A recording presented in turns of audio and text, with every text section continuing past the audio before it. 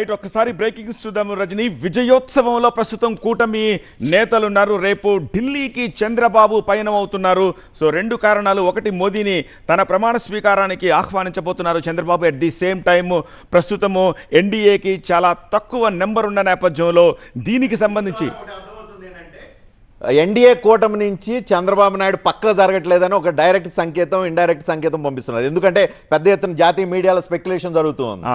చంద్రబాబు నాయుడు మళ్ళీ ఇండియా కూటమితో వెళ్ళిపోతారు, ఇక్కడ ప్రాపర్ నెంబర్ రాలేదు కాబట్టి నితీష్ కుమార్తో పాటు వెళ్తారని పెద్ద ప్రచారం జరుగుతుంది. ఆ ప్రచారానికి చెక్ పెట్టినట్టు అవుతుంది ప్రమాణ స్వీకారానికి మోదీని కనుక ఆహ్వానిస్తే.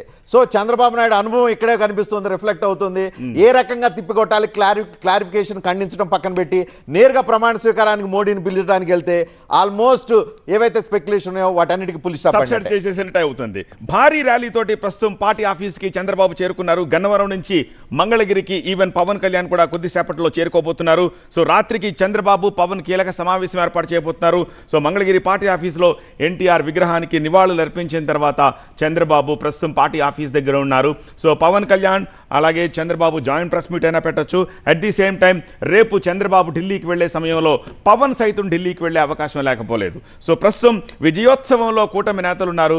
సో మోదీని ప్రమాణ స్వీకారానికి చంద్రబాబు ఆహ్వానించబోతున్నారు. అలాగే ఎన్డీఏలో డిబేట్ కూడా చేయబోతున్నారు రేపు.